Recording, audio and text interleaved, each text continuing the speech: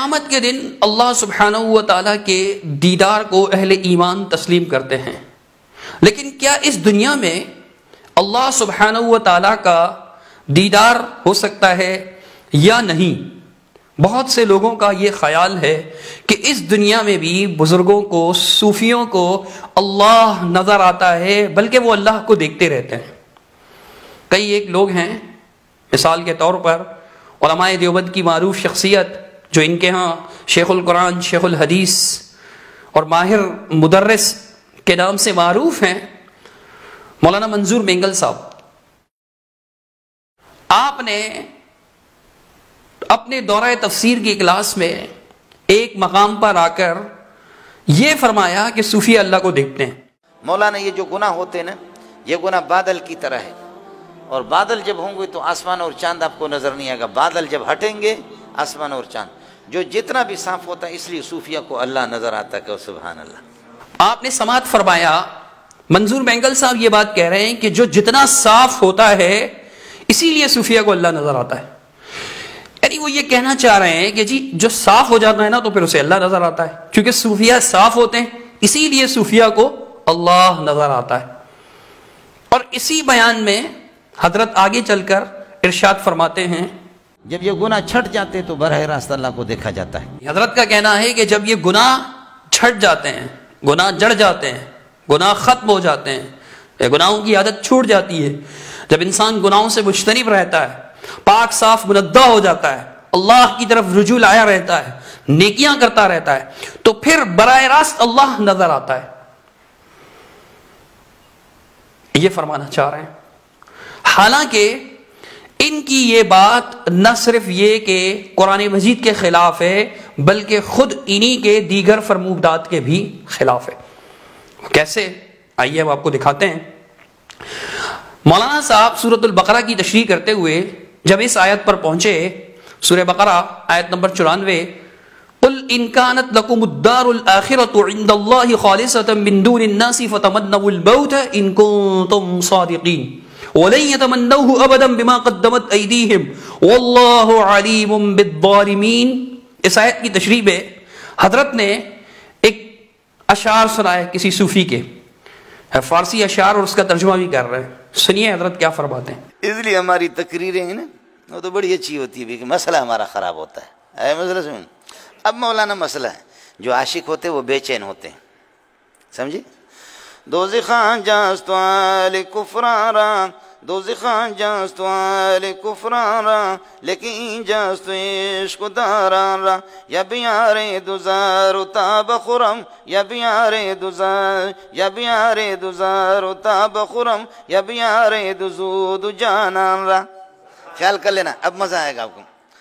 دوزخان just آل کفرارا، جہنمی کافر وہاں جلیں گے، جہنم میں ہوں گے، ہم ادھر جہنم میں ہیں کہ اللہ کب ہمیں ملے گا، اللہ کب ملے گا۔ اور اللہ کا نظام ہے کہ اس دنیا میں اللہ اپنی زیارت نہیں کراتا جب تک آدمی اس دنیا سے نہ چلا جائے، سمجھے؟ تو کافر ادھر جلیں گے، ہم تو ادھر ہی جل رہے ہیں کہ محبوب کا فراق ہے، محبوب ہمیں، سمجھے؟ دوزخان جاست آل کفرارا، لیکن جاست عشق دارارا، دار کہتے سولی کو، ہم تو سولی پہ لٹکے ہوئے کہ ہمارا رب ہمیں نظر نہیں آئے گا۔ وہ تو قیامت کے دن وجوہ یومئذ ناظرۃ الی ربہا ناظرہ نظر آئے گا، سمجھے؟ اس لیے اب کہتا ہے یا بیار دوزار تاب خرم، یا بیار دوزار تاب خرم، یا بیار دزود جانان را، یا زہر کا پیالہ لا کر کے مجھے دے دو، خودکشی کرتا ہوں، یا میرا جانان مجھے دکھاؤ جو عرش پر ہے۔ آپ نے دیکھا منظور مینگل صاحب یہ فرماتے ہیں کہ عاشق جو ہے وہ دنیا میں اللہ کے دیدار کو، اللہ کی دیکھنے کو تڑپ رہے ہوتے ہیں۔ بقول ان کے، یعنی وہ جو اشعار کا انہوں نے ترجمہ کیا، کہ دنیا میں ہی جہنم میں جل رہے ہوتے ہیں، اللہ کے پیارے، اللہ سے محبت کرنے والے دنیا میں جل رہے ہوتے ہیں، کس بات پر؟ کہ جی ہمیں اللہ کا دیدار نہیں ہو رہا۔ پھر حضرت خود ہی فرماتے ہیں کہ اللہ کا نظام ہے کہ اس دنیا میں اپنی زیارت نہیں کراتا جب تک آدمی اس دنیا سے چلا نہ جائے، اور اللہ کا نظام ہے کہ اس دنیا میں اللہ اپنی زیارت نہیں کراتا۔ اور چلا جائے، اس کے بعد آگے چل کر خود ہی کہتے ہیں کہ وہ اس دنیا میں جلتا رہتا ہے کہ جی مجھے اللہ کا دیدار نہیں ہو رہا، پھر آیت پڑھتے ہیں کہ وجوہ یومئذ ناظرہ الی ربہا ناظرہ، قیامت کے دن ہوگا دیدار. خود حضرت کہہ رہے ہیں، آیت پڑھ کر کہہ رہے ہیں. اب ان دونوں باتوں پر اگر غور کریں کہ ایک طرف مولوی صاحب فرماتے ہیں کہ جی صوفیہ کو اللہ نظر آتا ہے، جو جتنا بھی صاف ہوتا ہے اس لیے صوفیہ کو اللہ نظر آتا ہے. کہ سبحان اللہ، جب گناہ چھڑ جائیں تو اللہ نظر آتا ہے. دوسری طرف وہ قصہ بیان کر رہے ہیں کہ جی وہ تو تڑپتے رہتے ہیں کہ ہم تو جہنم کے عذاب میں جل رہے ہیں، اور اتنا تڑپتے ہیں بقول مولانا صاحب کے کہ وہ کہتے ہیں کہ جی زہر کا پیالہ لا دو، میں خودکشی کروں تاکہ مر جاؤں اور عرش پر رحمان جو ہیں اس کا مجھے دیدار ہو جائے. میرا جانان، مولانا صاحب کے وقت میرا جانان عرش پر ہے، مجھے اس کے دیدار ہو جائیں. ایک طرف وہ اتنا تڑپ رہا ہے، دوسری طرف آپ کہتے ہیں کہ صوفیہ کو اللہ نظر آتا ہے. اب مولانا منظور بینگل صاحب کے ان دونوں بیانات میں سے کون سا بیان صحیح ہے اور کون سا دلائل کے مطابق ہے، واقعہ کے مطابق ہے، اور کون سا غلط ہے، اس کا فیصلہ ہم خود ان پر اور عوام پر چھوڑتے ہیں. تضاد ظاہر ہے، ایک طرف صوفیہ کو اللہ نظر آتا ہے، گناہ چھٹ جائیں تو اللہ نظر آتا ہے، دوسری طرف وہ کہہ رہے ہیں کہ تڑپ رہا ہے. اللہ کا نظام تو یہ کہ دنیا میں اللہ کا دیدار نہیں ہوتا. تضاد بالکل ظاہر ہے. اب دیکھیے دلائل کی روشنی میں، قرآن کے آیات کی روشنی میں بھی اس بات پر غور کیجئے گا کہ کیا اس دنیا میں اللہ سبحانہ و تعالیٰ کا دیدار ممکن ہے؟ کیا ایسا ہو سکتا ہے کہ قیامت کے دن سے پہلے ایمان والوں کو اس دنیا میں ہی اللہ کا دیدار ہو جائے؟ ہم دیکھتے ہیں کہ قرآن اس کی نفی کرتا ہے، لیکن ہم صرف قرآن نہیں پڑھیں گے، کیونکہ جو چاہنے والے لوگ ہوتے ہیں، عقیدت مند لوگ ہوتے ہیں، پھر ان پر دلائل اثر نہیں کرتے. ہم خود ان آیات کی تشریح میں مولانا منظور بینگل صاحب نے جو کچھ فرمایا اسی میں سے کچھ آپ کے سامنے رکھیں گے کہ ان آیات کا واقعی یہی مطلب ہے کہ اس دنیا میں اللہ کا دیدار نہیں ہوتا، کوئی اور نہیں. خود مولانا منظور بینگل صاحب ہی یہ بات بیان فرما چکے. چنانچہ سورۃ الانعام آیت نمبر 103 اللہ سبحانہ و تعالی ارشاد فرماتا ہے لا تدرکہ الابصار وہو یدرک الابصار وہو اللطیف الخبیر. فرمایا کہ نگاہیں اس کا احاطہ نہیں کر پاتی، وہ نگاہوں کا احاطہ کرتا ہے اور وہ بہت زیادہ باریک بین اور بہت زیادہ باخبر ہے. اس آیت کی تشریح جو مولانا منظور بینگل صاحب نے کی وہ ان کے تفسیر کی کلاس نمبر 17 یعنی یوٹیوب پر ان دروس کو، ان لیکچرز کو، حضرت کے ان محاضرات کو، ان بیانات کو کلاس نمبر کی ترتیب سے اپلوڈ کیا گیا. کلاس نمبر 17 پر جب آپ آئیں گے تو آپ اس میں 3 گھنٹے 25 منٹ گزار دیجئے، یعنی ٹائم پر چلے جائیں. جب درس 3 گھنٹے 25 منٹ چلے جائے تو آپ دیکھیں گے کہ حضرت اس آیت پر گفتگو فرما رہے ہیں. اس گفتگو میں حضرت نے ایک مقام پر آ کر کے یعنی توجیحات بیان کی کہ نظر نہیں آتا، تم اللہ کو نہیں دیکھ سکتے، اس کا کیا مطلب ہے، ادراک کا کیا مفہوم ہے. کافی روشنی ڈالی اس پر، اور اس کے بعد مختلف توجیحات بیان فرمائی تعارض رفع فرمانے کے لیے. ان میں سے 8ویں توجیح حضرت نے کیا بیان کی؟ 8ویں توجیح ملاحظہ کیجیے. 8ویں بات لا تدرک الابصار فی هذه الدنیا، لا تدرک الابصار فی هذه الدنیا، اس دنیا کے اندر کوئی دیکھ نہیں سکے گا. سمجھ رہی ہے کہ نہیں؟ اما النبی صلی اللہ علیہ وسلم فقد رآ ربہ لیلۃ المعراج، آپ نے لیلۃ شب معراج میں آن دنیا آفتاب را نشان دیگر است، وہ دنیا ہی الگ ہے مولانا، اس کو کوئی دنیا نہیں کہے گا. دیکھ لیجئے حضرت خود سورۃ الانعام آیت نمبر 103 کی وضاحت کرتے ہوئے، وضاحتی جملہ ایڈ کرتے ہوئے یعنی تفسیری جملہ ساتھ بیان کرتے ہوئے ارشاد فرماتے ہیں کہ لا تدرکہ الابصار فی هذه الدنیا. آیت کا کیا مطلب بتاتے ہیں کہ اس دنیا میں اللہ کا دیدار نہیں ہو سکتا، اس دنیا میں اللہ کو کوئی نہیں دیکھ سکے گا.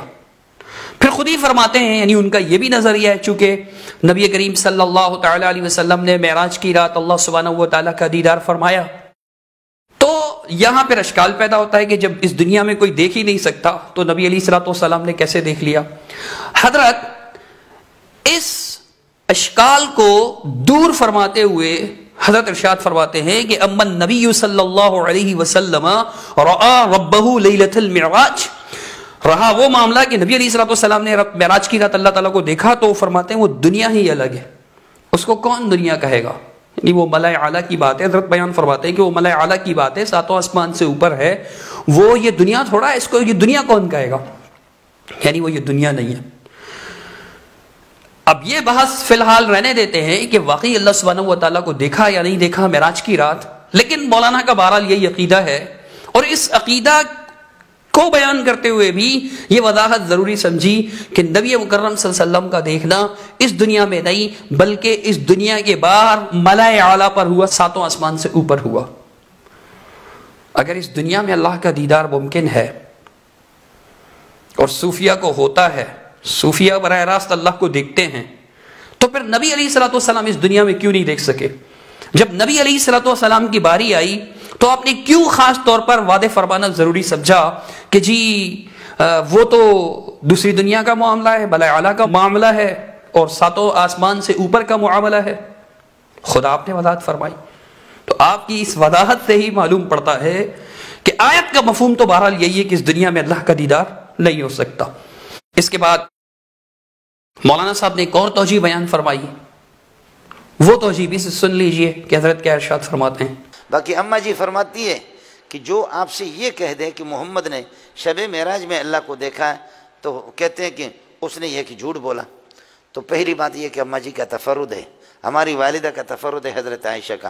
دوسرا مسئلہ یہ ہے کہ اماں جی رویت فی دنیا کی نفی کر رہی ہے، تو ٹھیک کر رہی ہے، اور ہم اللہ آپ کا بھلا کریے کہ شب معراج میں اس دنیا میں نہیں، ادھر نہیں دیکھا بلکہ آسمان پہ، سات آسمان پہ گئے، وہاں دیکھا. آپ نے دیکھا حضرت یہاں آ کر کے سیدہ عائشہ صدیقہ رضی اللہ تعالیٰ عنہ کا یہ فرمان کہ جو یہ کہے کہ محمد کریم صلی اللہ تعالیٰ علیہ وسلم نے اللہ تعالیٰ کو دیکھا، اس نے جھوٹ بولا، جیسا کہ صحیح بخاری میں ہے اور صحیح مسلم کتاب الایمان میں حدیث نمبر 177 باب وَلَقَدْ رَآهُ نَزْلَةً أُخْرَى سورۃ النجم کی آیت کا باب قائم کرتے ہوئے اس میں یہ حدیث بیان ہوئی. سیدہ عائشہ صدیقہ رضی اللہ تعالیٰ عنہ کا یہ فرمان نقل ہوا کہ فرماتی ہے من زعم ان محمدا صلی اللہ علیہ وسلم رأى ربہ فقد اعظم علی اللہ الفریہ. جس کا یہ گمان ہے کہ محمد کریم صلی اللہ تعالیٰ علیہ وسلم نے اللہ کو دیکھا، جس کا یہ دعویٰ ہے کہ محمد صلی اللہ تعالیٰ علیہ وسلم نے اللہ کو دیکھا، اس نے اللہ پر بہت بڑا بہتان گڑا. اب اس کا جواب دیتے ہوئے حضرت نے کیا ارشاد فرمایا؟ حضرت نے کہا وہ جو اماں جی فرماتی ہیں حضرت عائشہ صدیقہ رضی اللہ تعالیٰ عنہ، تو بات یہ ہے کہ رویت فی دنیا کی نفی کر رہی ہے، تو ٹھیک ہے، اور ہم شب معراج میں اس دنیا میں نہیں، ادھر نہیں دیکھا بلکہ ساتوں آسمان پر گئے، یعنی ساتوں آسمان سے اوپر گئے، وہاں دیکھا.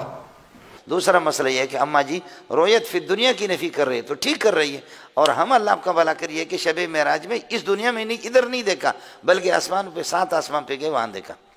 امی عائشہ صدیقہ رضی اللہ تعالیٰ عنہ کی توجیہ کا بھی حضرت نے یہی جواب سمجھایا کہ جی امی عائشہ جو نفی فرما رہی ہیں وہ اس دنیا کی نفی فرما رہی ہیں، اور ہم جو قائل ہیں تو وہ ہم تو قائل ہیں کہ جی ساتوں آسمان سے اوپر دیکھا، وہ یہ دنیا نہیں ہے. پھر یہی تشریح لا تدرکہ الابصار وہو یدرک الابصار، اس آیت کا یہی مطلب ہے کہ آنکھیں، نگاہیں اللہ کو نہیں دیکھ پائیں گی، اللہ کا احاطہ نہیں کر پائیں گی. یہی مفہوم ہے کہ اس دنیا میں ممکن نہیں ہے، خود حضرت نے یہ مفہوم بیان کیا.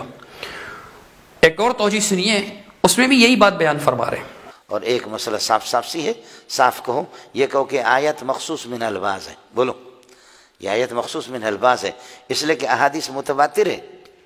ہم احادیث متواتر ہے، تواتر کے ساتھ ثابت ہے وہ احادیث کہ جس میں اللہ تعالیٰ، اور قرآن خود وجوہ یومئذ ناظرۃ الی ربها ناظرہ، قیامت کے دن دیکھیں گے. آپ نے دیکھا حضرت بڑی صاف بیان کرتے ہوئے کہتے ہیں کہ بھئی صاف صاف کہہ دو کہ آیت مخصوص منہ البعض ہے، یعنی اس آیت کی تخصیص ہوئی ہے احادیث متواترہ کے ساتھ، خود قرآن مجید کے ساتھ، کہ قرآن مجید میں اس کی تخصیص ثابت ہے، یعنی کہ بھئی قرآن میں ہے کہ وجوہ یومئذ ناظرہ الی ربها ناظرہ، قیامت کے دن دیکھیں گے. تخصیص اگر ہوئی ہے دلیل سے ہی ہوگی نا تخصیص، بغیر دلیل کے تو تخصیص نہیں ہو سکتی.